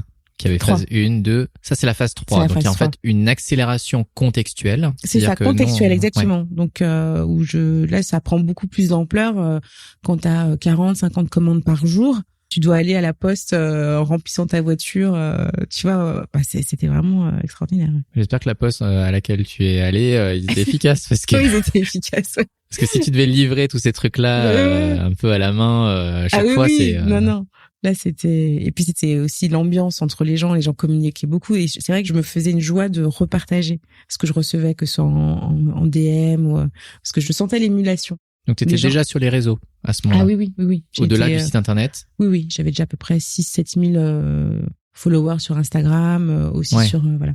Donc un peu sur TikTok. Donc c'est vrai que je pense que ça a passé le temps ensemble en fait avec mes clients. C'était cool. Ouais, mais c'est une manière aussi de reconnecter sur un angle qui est plus joyeux aussi. Hein. Oui, exactement, c'est ça. Et la 4e phase, je dirais que c'est la phase de l'ennui. On y revient. On y revient, exactement. Et je sais pas si ce sont des cycles, mais où là, ça commence à ronronner. J'ai, on va dire, dépassé tous les obstacles. J'ai tout créé. J'ai aussi permis à pas mal de personnes de s'amuser avec la marque, parce que je prenais à peu près 6-7 stagiaires par an. J'ai eu un alternant aussi. Donc, puis moi, comme je suis créative, les premiers échanges avec mes stagiaires, c'est vous allez vous amuser, vous allez vous amuser avec la marque, vous allez créer. Donc, je leur permets ça aussi. Donc, du coup, c'est super. Et puis cette phase d'ennui qui est pas un ennui fondamental, mais c'est que juste me dis j'ai l'impression d'avoir tout fait, même si j'ai pas monté la marque sur un chiffre d'affaires incroyable, mais quand même je suis assez fière de ce qui s'est passé. Je commence à me dire il y a plus rien à faire et je sens un petit peu que la marque m'échappe. sais pas comment dire. Comme si l'entité avait besoin de passer à une autre échelle. Ok, parce que du coup, vu que tu disais que les gens allaient un peu jouer avec, forcément, elle t'échappe un peu parce que les gens créent des choses qui ne sont pas... Et j'aime ça de les voir jouer avec. Ça veut dire que c'est quelque chose qui résonne avec eux et donc ils ont la capacité de pouvoir faire des choses avec. Par contre, tu te dis, il y a une étape supplémentaire de la boîte, mais potentiellement que c'est pas avec toi. C'est ça. Je me dis, en fait, il y a forcément quelque chose à faire en plus, mais j'ai pas envie de le faire. Je pourrais me dire, je fais rentrer un fonds, je fais une levée de fonds, où là, je pars vraiment sur plus de produits, plus de box, plus de création, on refait les packaging, on peut être distribué à 2 sites, à la Fnac, etc. Mais je sens que c'est pas mon chemin. Et tu te rappelles du moment où tu t'es dit ça? Je crois que je me suis dit ça en 2022. Ouais. Et t'étais pas malade ce jour-là? Non, j'étais pas malade ce jour-là. Non, mais je commençais à plus prendre beaucoup de plaisir à faire les box.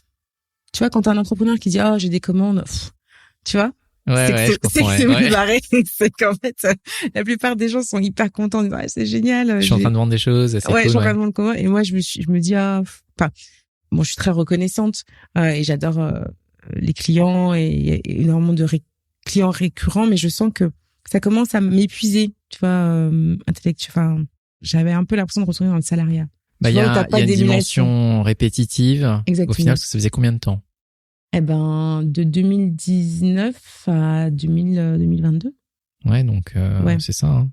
3 ans. Il y a un peu le côté des relation. 3 ans. Non, mais c'est marrant. Hein, c'est une relation avec une idée là. C'est ça. Qui était une obsession pour toi fut un temps et qui après tu l'as vu maturer. Et c'est comme n'importe quelle relation. Exactement. C'est marrant, hein, il y a vraiment c'est pas qu'une théorie, je veux dire, hein, il y a quelque chose qui se répète. Il y a un truc, tu dis, tu fais de la même chose tous les jours, les mêmes process, les mêmes donc ça revenait un peu à la routine quand tu es dans le salariat. Et je me rappelle d'une chose qu'on nous demandait, une question qu'on nous posait à l'incubateur, c'était quels étaient vos objectifs pour votre société. Ouais. Et j'étais la seule sur les 25 à dire revendre ma société. Et donc là, parce que tu es dans la dernière phase, tu es toujours dans l'incubateur au sens tu discutes avec les gens. Vraiment quand j'étais au tout début de l'incubateur. Ah ok, déjà à l'époque. Ils me demandaient à l'époque quelle va être la finalité de votre boîte. Et je me rappelle, j'étais la seule à dire ça sur les 25 et les gens me disaient mais quand même c'est ton bébé, tu vas te séparer de ton bébé, c'est ça ton objectif. Tu vois, tu veux te lancer pour après la revendre. Et ce truc-là, tu vois, a commencé à re-résonner en 2022 en me disant mais en fait c'est ça que j'avais dit, donc c'est ça que je vais faire. Ouais, mais ça veut dire quand même que tu avais une vision éphémère, saine de l'entrepreneuriat aussi. Exactement. C'est-à-dire pas l'entrepreneur qui est, encore une fois, je réutilise le terme parce que je trouve qu'il y a vraiment quelque chose comme ça derrière, obsédé par son idée jusqu'à l'amener avec lui dans sa tombe, quoi, tu vois. Ouais, moi je crois que je suis assez lucide sur les idées que je peux avoir et je suis assez lucide sur le fait qu'elles m'appartiennent pas forcément en fait. Je pense que je dois être un canal de quelque chose qui a besoin d'être peut-être mis sur en 3D. Et j'ai pas ce truc peut-être qui est relatif à l'ego en disant c'est mon idée quoi. Enfin même si j'ai été parano, pas forcément en parler parce que je voulais que ce soit moi qui l'emmène, qui la crée, mais j'ai pas ce truc en me disant ça m'appartient, tu vois. Et c'est pour ça que je permettais à mes stagiaires ou mes alternantes de jouer avec en disant mais appropriez-vous cette idée, appropriez-vous la marque. C'est vrai que j'aurais pas d'égo là-dessus, mais j'ai pas de une attache trop forte. Ouais, non, je suis assez détachée. Donc c'est pour ça que je considère que c'est sûrement pas mes idées parce que je me fais juste le vecteur. Et donc, du coup, j'ai commencé à me dire, pourquoi pas faire ce que j'avais dit. Donc, j'ai mis quelques annonces sur les sites pour reprendre les entreprises et je l'ai vendu. Et du coup, c'est arrivé il y a pas si longtemps que ça? Il y a pas si longtemps que ça. Le process a duré à peu près 1 an. Ah, quand même. Ouais. Parce que j'ai fait des allers-retours. Après, il y a eu pas mal d'acheteurs qui faisaient des allers-retours aussi. Et le dernier, c'était vraiment le bon. Il était extrêmement pressé, décidé. Alors qu'il y a plein de gens, je vais pas dire que c'est des touristes, mais ils ont envie d'être entrepreneurs. Ils se disent, ça va être plus facile pour moi de reprendre une marque qui a déjà une notoriété, des clients récurrents, des réseaux sociaux. Et puis tu sens qu'ils reculent un peu parce qu'ils se rendent compte que ça va être lourd, quoi. C'est pas. C'est comme si on t'envoyait un paquet, tu vois, qui déjà est lourd. C'est ça. Exactement. Alors que toi, tu l'as construit de petit, et puis tu as rajouté des trucs au fur et à mesure, t'as jaugé, t'as déposé des trucs, ouais. Alors que là, puis c'est vrai que faire perdurer une marque, parce que il y a un fort branding quand même sur le monde. Il y a un esprit, je suppose qu'on te voit un peu derrière, quand on te connaît, ouais. Ouais, on me voit derrière, et puis même l'envie même de ce site, c'est de réconforter les gens. Donc dans le choix des produits, il y a toujours quelque chose qui est soit second degré. Donc voilà, donc je pense que Il y a eu quelques allers-retours et puis le dernier, il s'est dit non, moi je vais y aller. J'ai les capacités, j'ai les reins solides, donc voilà. C'est intéressant parce que ça veut dire qu'on a vraiment eu un chemin là de la naissance à l'adolescence presque, pour ensuite te dire voilà, je suis lancé maintenant et je peux voler de mes propres ailes. Et à la fin où il y a une acceptation que il y a un cycle de vie qui doit s'arrêter. L'enfant part à la fac. Non mais c'est ça. Tu l'as plus chez toi. Tu l'as plus chez toi et il veut plus partir avec toi en vacances. Donc du coup, voilà, autant le laisser. Mais je trouve que c'est là aussi l'intelligence que tu as. Je vais pas le mettre au passé parce que tu l'as toujours. Hein. Mais de te séparer des choses quand il le faut. Ça veut dire que je sais plus, il y a une personne qui m'a dit ça genre cette semaine. Alors j'ai plus la phrase exacte, mais d'une personne qui est milliardaire, etc. qui disait je sais pas, une des pires choses que j'ai faites, c'est de revendre trop tôt mes actions, tu vois. Ok. Et effectivement, parce que quand tu fais de la bourse, tu vois, ce que tu voudrais, c'est de vendre au plus haut, et lui, ce qu'il disait, c'est ça. Je crois les secrets de ma richesse, c'est d'avoir toujours vendu trop tôt. Et je trouve que c'est assez représentatif de toi, c'est que t'aurais pu faire plus, t'aurais pu, comme tu le disais, continuer. Tu as l'apprentissage, tu fais des choses, tu avais intellectuellement tout ce qu'il fallait pouvoir exploser encore plus, mais il y a une dimension émotionnelle aussi qui rentre en ligne de compte, tu commences à t'embêter. Si c'est pour t'enfermer dans un salariat, et encore une fois, on pointe du doigt le salariat, mais je pense que c'est parce que j'étais salarié de ma propre société au final. Ah, tu étais salarié, de ta propre société, mais il y a une dimension où, en tout cas, c'est important pour moi de séparer le statut de salarié ou d'entrepreneur c'est vrai. avec l'esprit qu'il y a derrière, parce que tu vois, quand tu étais consultante en RH, tu étais intrapreneur, même si tu avais le statut derrière. Et donc, je trouve, justement, c'est que c'est un choix qui est à la fois courageux, sensé et smart. Ouais, merci. Mais c'est toi, comme je te connais, d'avoir amené ça jusqu'au bout. Et je ne sais... Pardon, vas-y. J'avais envie de transmettre aussi. Ouais. Tu sais, souvent quand les personnes m'ont demandé « Mais pourquoi tu veux vendre ?» Et je leur ai dit « J'aimerais permettre à quelqu'un qui veut se lancer pour la première fois dans l'entrepreneuriat d'avoir quelque chose d'à peu près balisé. » Donc, il fera aussi des erreurs. Ses propres erreurs. Mais il a déjà une base client, des gens qui commandent régulièrement. Donc, dès le moment où il signe, il aura déjà des commandes. Ouais. Là où quand tu commences, tu attends 6 mois, 1 an. Et j'avais envie d'offrir ça à quelqu'un. De dire, moi, j'en veux plus parce que j'ai fait le tour. Mais j'ai envie d'offrir à quelqu'un le fait que il commence son aventure, mais il a déjà quelque chose qui lui prouve que quelque part, il va réussir. Ouais. Même si c'est pas lui qui l'a mis en place. Voilà, il a qu'à continuer ou mettre des choses en place pour perdurer, mais au moins il achète quelque chose qui lui permet d'être entrepreneur et c'est vrai que c'est un néo-entrepreneur aussi qui a repris. Et je trouve ça, c'était vraiment une envie de transmettre l'idée, de passer l'idée pour permettre à quelqu'un de devenir entrepreneur en fait. Et en plus après, il reprend la mélodie et puis ensuite il a juste à ajouter ses petites touches en plus. Exactement, c'est ça. Et lors de formation de passation, je l'ai vraiment encouragé en lui disant que il y a une formation de passation. Et oui. Où tu transmets déjà toute la charte graphique, tous les codes des sites internet, des réseaux sociaux, la création, parce qu'il y avait énormément de création. J'ai créé beaucoup de produits. Je pouvais pas lui transmettre ce que j'avais créé. Mais quand tu dis formation de passation, parce que nous, on connaît ce que ça veut dire en entreprise, les passations, tu vois, genre les trucs, ou les biseaux, des fois, les gens, ils appellent ça. Okay. Le genre de truc où pendant 2 jours, la personne à côté de toi, elle te donne les trucs et après elle se barre, elle te dit ciao, tu vois. Ouais, c'est un peu ça. Donc, ça a duré 5 jours. 4 jours. Mais du coup, tu l'as quand même fait sérieusement. C'est-à-dire qu'en entreprise, souvent, il y a un peu ce côté, voilà, je le fais parce que je suis déjà en partance. Donc, du coup, tu vois, je délaisse ça. Mais toi, tu as vraiment voulu faire un truc qui était clean aussi parce que c'était ton bébé, je suppose. C'est ça. C'est que je me dis, c'est le moment de lui dire au revoir et de lui dire, ta nouvelle nounou, tu vois, c'est ton nouveau parent, ça va être lui. Donc, il fallait que C'est à la fois touchant et triste. Je te laisse devant la porte. Voilà, je sonne et puis je te présente ton nouveau parent. C'est ça. C'est ça. C'était un peu le truc en disant, je lui laisse la possibilité de s'exprimer, mais il faut quand même que je lui donne toutes les bases. Et en même temps, c'était des moments qui étaient très intéressants parce que ça me permettait de repartir un peu dans la chronologie aussi de tout ce que j'avais créé. Et je lui ai dit, mais n'hésite pas à faire mourir des trucs aussi qui n'ont plus lieu d'être, qui étaient là donc, quand j'étais dans un certain mood, mais qui ne t'appartiennent peut-être pas, ou t'es peut-être pas en phase avec ça. Donc, et je pense que ça a dû l'aider de voir que même si la marque est la même, le nom de la marque, le site est le même, et l'univers sont les mêmes, à l'intérieur, il pourra quand même créer des choses ou enlever des choses que j'avais créées. C'est super parce que tu lui as donné des permissions, des autorisations Oui. qui parfois, lorsque la personne, elle veut aussi respecter ce que tu as construit, Mais c'est ce qu'il me dit souvent. Ouais, c'est ça. Et j'ai plutôt tendance à lui dire, mais vas-y, fais tout péter. Et lui, il dit, ouais. mais oui, mais bon, quand même, t'as fait ça, j'ai pas envie. Mais c'est important, je pense que tu vois, l'action que tu as faite est super importante parce que au moins, ça permet à la personne, quelle qu'elle soit, de s'autoriser ça. Et Ouais. l'autorisation est quelque chose qui est très dur. Oui. De manière générale, parce que, encore une fois, si je reprends ce que je disais tout à l'heure, on a été éduqués à faire ce qu'on nous demande de faire, à pas faire trop de bruit et pas s'exprimer pleinement pour qui on est. Et donc. Je pense que si je l'avais pas fait, ça aurait été complètement un trip égotique. Ouais. Tu vois, où tu vends ta boîte, où tu fais la passation et tu dis, alors ça, faut que ça reste comme ça. Ça aussi, tu vois, le truc. Ça, ouais, non, mais ça aurait été vraiment un trip et ça aurait pas été moi et ça aurait pas été faire pour lui parce qu'il a quand même acheté un produit et il faut qu'il l'exploite.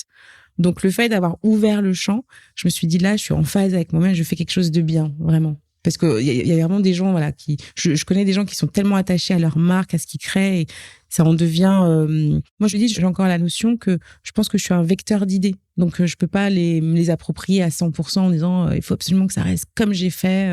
C'est un peu despotique, quoi. Despotique. Mais du coup, j'ai une dernière question pour toi parce que ça nous permet de boucler la boucle. Ouais. J'ai une idée, en tout cas, mais je te la pose quand même. C'est à la fin de ce processus-là. On est parti de la naissance au grandissage de tout ça. Et à la fin, à la séparation.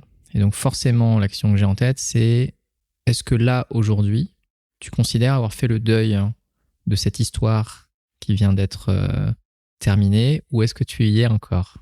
Alors, je pourrais te dire que le deuil, je l'avais fait déjà 1 an avant. 1 an avant la vente. La vente. Au moment où j'ai mis l'annonce pour vendre. Ouais. Tu vois, en plus, j'ai eu quelqu'un, peut-être 1 mois après avoir mis l'annonce, qui était extrêmement motivé. On a eu beaucoup d'allers-retours. Ça s'est pas fait sur le dernier moment parce qu'il avait pas eu son financement. Donc, quelque part, ce travail de deuil, ça a été un peu accéléré. Je l'avais déjà fait. Et puis, finalement, j'ai dû rester encore 8 mois parce que ça s'était pas fait. Donc, du coup, ça a été vraiment en dents de scie. Je me suis dit, je te laisse. Ah non, je te reprends. Ah non, je te laisse, je te reprends. Et quelque part, donc, ça a été la concrétisation d'un cheminement qui avait déjà été fait 1 an avant. Le fait qu'il y ait quelqu'un qui ait répondu vite, c'est que ça t'a mis le pied dans la porte. La porte du deuil. Ouais. De me dire, en fait, ça prend tout de suite. Donc, OK, il faut que, vas-y, dans ton mindset, il faut que je commence à réaliser ce que tu as fait. C'est ça. Que tu es en train d'abandonner ton bébé, comme tu dis. Donc, et puis c'est vrai que je pense que même sur les réseaux sociaux, les gens me voyaient un peu moins. Je pense qu'ils devaient sentir qu'il y avait quelque chose qui se préparait parce que du coup, comme je dis, il y avait des allers-retours. Je pars, je reste, je pars. Donc, c'est pas évident de te remettre. C'est comme si tu démarres une voiture, elle est lancée à 100 km/h. Il faut un moment pour le temps de décélérer. Et puis, comme tu sais aussi que j'ai beaucoup d'idées, il y a une autre idée qui avait déjà commencé à fleurir à peu près à ce moment-là. Quand la relation commence à s'étioler, on regarde un peu ailleurs et puis il y a une excitation différente qui arrive. Et effectivement, ça brille d'un côté. Tu me réinviteras dans un nouveau podcast quand j'aurai immatriculé la société. Tout à fait. Mais en tout cas, c'est une très belle histoire. Merci beaucoup. Merci beaucoup pour ton partage avec cette belle sincérité que tu as. Merci. Et comme je te le disais, avant qu'on démarre le podcast, il y a un paquet de cartes qui est à côté de moi que j'ai préparé rien que pour toi, avec quelques questions à l'intérieur. Donc, ce que je vais te proposer de faire, c'est de prendre ce paquet-là, de le mélanger, et d'en tirer une au hasard. Que une. T'inquiète pas, il va en avoir plusieurs. Ah, très bien. Okay, chaque chose en son temps. Toc, je te laisse la prendre. C'est moi qui la lis. Ouais, je te laisse la lire, et puis ensuite y répondre. Qu'est-ce que l'année passée t'a appris? 2024, du coup. Oui, c'est ça. Alors, elle m'a appris plusieurs choses. Elle m'a appris à être patiente. Ouais. C'est pas mon fort. Est-ce que tu as un exemple précis? Je te disais par rapport aux ventes, par exemple. Ah, la vente, ouais. Parce qu'il y a eu 4 personnes avant. Et à chaque fois, tu crois que c'est le bon. Forcément. Tu vois? Et quand ça ne se faisait pas, pour le coup, j'avais une espèce de, pas de rage, mais de truc en me disant, mais je vais encore devoir m'en occuper. Ouais. Tu vois, ce truc que j'ai pas forcément bien vécu. Tu vois. Et après, ce qui est très intéressant, c'est que le dernier, il a dû insister pour avoir accès à moi. Parce que je me disais, c'est bon. Encore un qui va se désister. Et il m'a fait 3-4 mails et je ne répondais pas, le pauvre. Je me disais, oui, c'est ça, quand j'aurai le temps. Hein. Je suis en vacances. Et elle sait se faire désirer. Oui, c'est ça. Alors qu'en fait, c'est qu'il y avait 3-4 personnes, mais comme je dis, vraiment, on sentait que ce qui les empêchait de signer le contrat, c'était la peur d'y aller. Alors qu'ils n'avaient pas fait le travail sur eux-mêmes avant. Donc, je me suis dit, mais pourquoi s'exercer sur ma boîte, en fait? Venez quand vous êtes prêts. Ouais. Donc, ça m'a appris à être patiente et à pas penser que je contrôle les choses. Ah. Et oui. Parce que du coup, comme je te dis, les 3 fois d'avant, lui, c'est le 4e. 3 fois d'avant, tu crois que c'est fait, c'est bouclé, tu maîtrises, etc. Et en fait, la vie te dit, bah non, c'est pas lui. Et bah non. Et bah non. Et tu vas devoir attendre. C'est ça. Tu vois? Donc, en fait, ça m'a appris à lâcher prise et à avoir confiance. En me disant, enfin, c'est pas parce que ça s'est pas fait avec certains que ça va pas arriver en temps voulu avec une autre personne. Donc ouais, ça m'a appris à être patiente, à ne pas penser que je maîtrise les choses. Quand je décide quelque chose, ça va pas se faire dans la minute. Donc ça, c'est le côté un peu capricieux que je peux déplorer et me dire, voilà, il faut que je sois patiente. Enfin, c'est pas vraiment des caprices, c'est une impatience. Parce que souvent, j'ai la vision de certaines choses que je sais que ça va se passer comme ça, mais je ne sais pas quand. Mais comme j'ai la vision et que pour moi, c'est limite déjà réalisé, Ouais. quand ça prend du temps, je comprends pas, en fait. Je me dis, mais je sais que c'est ce chemin-là et je sais vraiment, je suis sûre à 100% que ça va se faire. Donc voilà. Et ces éléments-là, c'est quelque chose que tu sens aujourd'hui, que tu as emmené avec toi. C'est des leçons que tu as apprises de l'année dernière. Mais du coup, est-ce que tu sens que tu les as amenées dans ta nouvelle aventure là? Alors, je continue à travailler là-dessus. Ok. Je continue à travailler là-dessus parce qu'en fait, comme je te dis, j'ai un rapport qui est très compliqué au temps. C'est que, après, je pense que j'ai de fortes intuitions dans la vie et que quand je suis sûre de quelque chose, soit positif ou négatif, mais généralement c'est souvent positif, je suis sûre que ça va arriver. La temporalité, en fait, c'est ça qui me challenge, en fait. Ouais. C'est pas comment ça va se passer, c'est pas comment ça va se passer, c'est surtout quand ça va se passer. Ouais, t'as une conviction forte, de toute façon. Exactement. Voilà, le résultat, il va arriver. Et puis Exactement. après, c'est comment je l'accélère au maximum, du coup. Ouais. Tu vois, par exemple, pour mon nouveau projet, on en reparlera. Je sais pertinemment que ça va cartonner. Ouais. Et je sais déjà que j'ai envie de revendre cette boîte au moins 20 millions. Bah, c'est bien. Voilà. C'est un je me petit suis chiffre. donné 7 ans. Mais, tu vois, quand tu sais quelque chose et que tu dois attendre que ça arrive, Ouais. là, j'en suis vraiment au balbutiement. On a à peine fait le business plan, tu vois. Ouais. Donc, le fameux BP. Le fameux BP. Donc, tu vois, c'est vraiment essayer de me faire, je sais pas comment, si je devrais schématiser ça, mais comme un accordéon. Enfin, le temps, des fois, est étiré et je suis déjà à la fin du truc, alors qu'il faut que je revienne dans le passé qui est le présent. Tu vois? Donc, voilà. Je suis déjà dans le futur qui est l'idée finale et il faut que je retourne maintenant et me dire qu'il y a tout un chemin à faire. Et c'est ça mon problème. Mais j'y travaille. Ça, en tout cas, ce que ça m'a appris cette année, c'est que il faut que je sois patiente, mais surtout que faut que je continue à travailler ça. Que ça va pas être réglé en quelques jours, mais. Oui, bah après, dans tous les cas, hein, les expériences de vie vont t'aider à t'en rappeler, hein, quoi qu'il arrive. Complètement. Donc tu vois, il y a encore plein de cartes. Donc ce que je vais te proposer de faire, c'est d'en sélectionner 2 au hasard. Tu vas lire les 2 et ensuite tu vas choisir laquelle tu veux répondre. Quel était ton dernier moment d'audace? Raconte-le-moi en détail. Ou parle-moi d'une personne que tu admires particulièrement et explique-moi pourquoi. Ouais, donc c'est soit ego trip ou... Quand c'est parle-moi de quelqu'un, c'est pas forcément quelqu'un d'autre, effectivement. Mais c'est quand même, c'est orienté vers l'extérieur. Moment d'audace. Bah, je vais te parler de quelqu'un que j'admire plutôt. Ok, très bien. Allons-y. Eh ben, je vais te parler d'une entrepreneur que j'admire beaucoup. Ouais. Qui s'appelle Kelly Massol. Ok. C'est la créatrice des Secrets de Loli. Et je suis très, très admirative de cette personne parce que, en fait, elle ose montrer qu'elle réussit. Ouais. Tu vois, ce qui est très tabou en France. Ouais. Comme tu disais tout à l'heure, il faut se faire petit. Il faut que les gens sachent sans que tu aies besoin de leur dire. Exactement, c'est ça. Alors que elle, ça fait 15 ans qu'elle a monté sa boîte, donc elle a fait une LBO en 2023 et qui lui a permis de devenir business angel. Donc on la voit maintenant sur l'émission Qui va être mon associé. Elle est vraiment de partout, on la voit partout. Mais elle ose en fait montrer qu'elle réussit. Elle ose montrer qu'elle reste elle-même, en fait. Et d'ailleurs, elle le dit, j'ai toujours su que j'allais réussir. Donc ça peut paraître comme un peu de la vanité, ce genre de choses-là, ouais. Exactement. Mais en fait, je me dis, il y a que comme ça que tu inspires les gens aussi.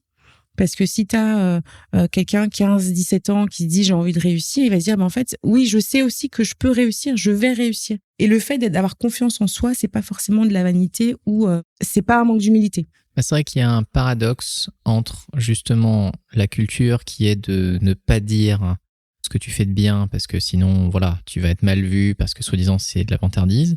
Et en même temps, tout le business qui est fait par les influenceurs qui te montrent ces choses-là et on les pointe du doigt. Mais s'ils se font de l'argent, c'est bien parce que les gens veulent acheter ce rêve-là d'une certaine manière. Et pareil pour l'argent. L'argent, c'est vu comme quelque chose qui est mauvais. Et donc, Très judéo-chrétien. c'est ça, c'est pour ça, on le met comme ça sur le bûcher, alors qu'en fait, on est beaucoup à se dire, je dis on parce que je veux dire de manière générale, j'ai l'impression que l'argent aujourd'hui est source de liberté sous un autre angle. Et il n'y a pas de problème à apprécier l'argent. C'est un média pour autre chose. Bon, il y a des gens qui aiment bien l'argent pour l'argent, c'est encore autre chose. Et pourquoi pas, tant que ça n'a pas d'impact négatif sur les autres. C'est ça. Et ça, c'est beaucoup de blocage. Et c'est pour ça que je trouve que c'est un bel exemple de montrer qu'il y a des gens qui peuvent réussir, le montrer, le dire, tout en étant centrés sur eux. Et je suis sûr, j'en suis pas sûr parce que je connais pas la personne, mais des fois, tu discutes avec ces gens-là qui, des fois, ont des millions sur leur compte en banque et ailleurs. Et quand tu parles avec eux, ce sont des gens qui sont parfois très simples. Encore plus simple que d'autres. Je l'ai rencontré. Tu l'as rencontré en plus. Je l'ai rencontré lors du Big de la BPI. Très simple, très gentil. Elle a montré un petit peu, elle est intervenue sur la scène du Bang. Elle a montré l'envers du décor où elle dit j'étais stressée, je me suis demandé pourquoi j'avais accepté. Voilà, très authentique. Ouais. Donc pas du tout un but de sa personne. Je lui parlais un petit peu de mon nouveau projet. Alors en 1 minute, c'était très compliqué, donc elle a pas tout compris, mais j'aurai l'occasion, je pense, de la rencontrer à nouveau. Mais c'est que non seulement elle montre qu'elle a réussi, mais elle montre aussi son côté authentique, de se dire oui, je suis pas toujours sûre de moi, et des fois où là j'ai galéré, mais en plus tu vois son intervention, t'as l'impression qu'elle a fait ça toute sa vie, alors qu'au fond elle avait le palpitant, tu vois. Et je trouve ça super intéressant. Et j'espère qu'il y aura de plus en plus d'entrepreneurs, hommes et femmes, qui assument cette réussite en remettant l'argent à sa place. Ouais. L'argent, c'est un média. Alors, comme tu dis, ça peut être un but en soi, mais c'est pas un but en soi, c'est un résultat du travail de quelqu'un, c'est le résultat des idées que les gens ont, ça fait pas leur personnalité. Tout à fait. Ouais. C'est une récompense. On travaille bien à l'école, on a des bonnes notes, on réussit bien dans son entreprise, on l'emmène au plus haut, on a des millions. On fait les courses, on a à manger. Enfin, oui. C'est juste, non mais c'est vrai, c'est juste une résultante. Et pourquoi priver les gens de jouir de ce qu'ils ont ou de le montrer? Pour moi, c'est vraiment un truc très, très français de toujours se faire plus petit. Et en fait, de toute façon, c'est hypocrite parce que... C'est ça. Et c'est ce qui crée aussi une tension interne chez les gens et dépression. Et on nous connaît très, très bien pour ça, quoi. Ouais. Donc voilà, je l'admire beaucoup, Kelly, si tu m'écoutes. Non mais vraiment, en plus, elle est de Guadeloupe comme moi. Donc, c'est déjà une connexion. Ouais, une petite connexion. Je te propose un dernier tour. Ok. Quand même. Parce qu'il y avait beaucoup de cartes. Il y avait beaucoup de cartes. Ce que je te propose, c'est que tu vas en sélectionner 3. Ok. Mais tu vas me les donner à moi. Ah, génial. Et c'est moi qui vais choisir la question. Trop bien. La sélection est faite totalement au hasard. Non, mais je sais exactement ce que je fais. Alors, je te les lis toutes les 3. C'est toi qui réponds ou c'est moi? C'est toi. Ah, c'est moi. Voyons. La première, c'est: qu'aimerais-tu oser faire dans la vie? Je réponds aux 3. Non, c'est que je veux juste regarder tes yeux quand je te dis la question pour après que je puisse choisir. Si tu pouvais avoir un super pouvoir, lequel serait-ce et comment l'utiliserais-tu? Trop facile celle-là. Trop facile. Trop facile celle-là. Ouais, c'est ça. Ouais. Si ta vie était un conte de fées, quel en serait le titre? On va partir sur celle-là. Si ma vie était un conte de fées, quel en serait le titre? Elle a osé. Ce serait ça le titre. C'est tout? C'est tout. Et tu imagines la charte graphique? Ouais, ce serait une nana un peu Wonder Woman, tu vois. Qui oserait tout. Tu sais, vraiment, pour moi, en plus, c'est quelque chose que je chéris et je joue un peu avec ça. C'est que non seulement c'est facile pour moi, mais que je me mets des challenges en plus, en me disant je vais aller parler à 7 personnes, je vais enfoncer 7 portes, juste pour le truc de me dire est-ce que c'est possible de le faire? Ouais, tu nourris ton propre jeu, ouais. Ouais, mais des fois, je vois bien que c'est un jeu parce que, tu vois, je me dis, bon, quand même, t'étais pas obligé, mais c'est vraiment, ouais, je pense, c'est ça. Donc, le conte de fées, ce serait ça parce qu'en fait, le vrai conte de fées, c'est les rencontres qui découlent de cette appétence à aller vers les gens. C'est que non seulement, je rencontre des gens super, mais en plus, j'arrive à faire sortir des gens de leur persona. Mmh. Tu vois, je rencontre des gens en ce moment, des gens qui sont très influents, qui ont des VC, qui font des levées de fonds. Et en fait, le fait que j'arrive et que je leur parle comme si c'était mes potes depuis la maternelle, du coup, ça les oblige à sortir de leur personnage. Et je pense que ça leur fait du bien aussi. Ouais. D'être considérés comme des gens normaux. Comme des êtres humains. Comme des êtres humains qu'on n'adule pas. Donc, ouais, c'est un peu ça le conte de fées. Du coup, ça me permet de rencontrer des gens, des vrais gens. Des gens dans leur authenticité la plus pure, quoi. Une résonance de qui tu es. Oh, tu es gentil. Super, merci beaucoup en tout cas Merci pour ce moment partagé. Ouais, c'était merveilleux, j'ai adoré. Et si des personnes veulent continuer la papote avec toi, comment est-ce qu'elles peuvent te contacter ? Sur LinkedIn, tout simplement, Élodie Paméol, ou sur Instagram avec le nom de mon nouveau projet qui s'appelle Neo Life. Super. Merci beaucoup. Merci à toi, Olivier.